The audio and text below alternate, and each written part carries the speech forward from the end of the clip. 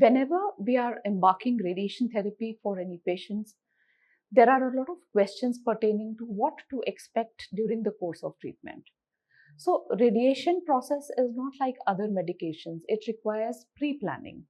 So before we are starting radiation, we will call you for one process called simulation. Simulation वो प्रक्रिया होती है जहाँ पे हम कैंसर के लिए रेडिएशन कैसे देना है, कहाँ देना है, उसकी तैयारी करते हैं। इस तैयारी के दौरान हम आपसे आपके जितने भी सीटी स्कैन, एमआरआई या कोई भी जो आपके रेडियोलॉजिकल इमेजिंग होता है वो आपसे लेते हैं, जिससे हमें जानकारी मिलती है कि हमें रेडिएशन कितनी एनर्जी से कितनी डेप्थ पे देना है। रेडिएशन की प्लानिंग के लिए हम आपके शरीर का एक इमोबिलाइजेशन डिवाइस बनाते हैं। इमोबिलाइजेशन डिवाइस इसलिए बनाया जाता है क्योंकि हम चाहते हैं कि ट्रीटमेंट के दौरान आप बिल्कुल स्थिर रहें। You are absolutely still during the course of treatment, so the beam of radiation which we want to direct does not go to some other area. हम नहीं चाहते हैं कि रेडिएशन किसी और हिस्से को जाए जो कि नुकसानदायक हो सकता है, इसलिए आपका रेडिएशन के दौरान बिल्कुल सीधे या स्थिर लेटना बहुत आवश्यक होता है। तो सिमुलेशन में आपको सीधा लेटाने के लिए हम आपको कुछ मास्क या कुछ कुशन्स बना देते हैं ताकि आप अपनी बॉडी की पोजीशन को डेली सेम मेंटेन कर पाएं। जो ये मास्क बनाया जाता है, ज़्यादातर नहाने के पानी जितना गर्म होता है, आपके चेहरे पे जब रखते हैं या आपके शरीर के किसी हिस्से पे रखते हैं जहाँ रेडिएशन देना है, ये ड्राई होके आपके शरीर का आकार ले लेता है। इस मास्क या इस जो मोल्ड है, इसको बनाने के उपरांत हम आपका एक सीटी स्कैन करते हैं। The CT scan which is done for radiation is done along with that mask on, and we put some markers onto it so that we can define where our radiation beam has to be directed.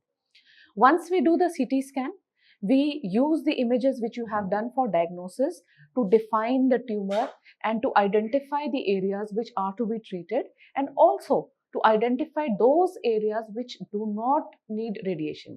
So Jin areas को बचाना है और जिन areas को radiation देना है, इनकी जो mapping करते हैं, उस process को हम radiation planning या contouring कहते हैं।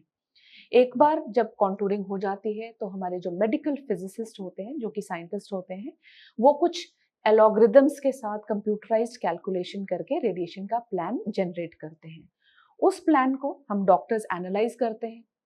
उसमें हम देखते हैं कि क्या वो प्लान आपके शरीर के हिसाब से उचित है। Is it appropriate as per the international norms? All the dosages which are being delivered are safe and are adequate to cure the tumor. Then we approve the radiation plan, and this approved plan is exported onto the radiation machine. Radiation machine में जब आप लेटेंगे treatment के लिए तो आपको 10 से 15 minute radiation machine पे लेटना पड़ेगा मैक्सिमम। इसके दौरान आपको कोई एहसास नहीं होता, रेडिएशन महसूस नहीं होती, कोई हीट, कोई सेक या कोई करंट की फीलिंग नहीं आती है। रेडिएशन एक एक्सरे के समान होता है, इसलिए शरीर में आपको उस समय कोई भी आभास नहीं होगा। You will not feel anything when the radiation is ongoing, but once you go home or maybe over the course of another 3-4 weeks, you might feel a little bit of nauseous or fatigued, and sometimes you may also complain of loss of appetite. These symptoms are usually controlled with the medications we can give you to bring down the side effects, and most symptoms are self-limited. Some people, where we are treating areas which are closer to the skin, can feel mild pigmentation or redness in the skin just like suntan. जैसे धूप में चेहरे पे लालगी या कालापन आता है, radiation में माइल्ड आ सकता है अगर हमारा ट्यूमर एरिया चमड़ी के पास लोकेटेड है। बट इसके प्रति भी हमारे पास इफेक्टिव मेडिसिन होती हैं। हम मेडिसिन से इसके सिम्टम्स कम कर देते हैं और समय के साथ धीरे धीरे ये पिगमेंटेशन फेड ऑफ हो जाती है। ज़्यादातर रेडिएशन के साइड इफ़ेक्ट्स डिपेंड करते हैं आप किस एरिया पे ट्रीटमेंट दे रहे हैं। अगर आप गले की ट्रीटमेंट दे रहे हैं तो आपको सिम्टम्स गले से रिलेटेड जैसे कि खाना निगलते टाइम हल्का सा दुखन एक्सेट्रा हो सकता है। अगर आप पेट की रेडिएशन कर रहे हैं तो पेट में मरोड़ या क्रैम्प या कभी कभार ब्लोटिंग सेंसेशन जैसे फीलिंग आ सकती है। ज़्यादातर सिम्टम्स जिनको हम अकम्पनीमेंट्स कहते हैं उनके प्रति हमारे पास इफेक्टिव मेडिकेशन होती हैं, बट आपका अपनी तरफ रेडिएशन के दौरान बहुत ध्यान रखने के कारण इस सिम्टम को हम ऐसे भी कम कर सकते हैं। जैसे कि अगर आप खान पान में हल्की चीज़ें खाएंगे, बिना मिर्च मसाले का खाना खाएंगे, बहुत ज़्यादा फ्राइड नहीं खाएंगे तो नॉशिया, वॉमिटिंग सेंसेशंस कई बार बहुत मिनिमम होती है, मेडिसिन की भी रिक्वायरमेंट नहीं होती है।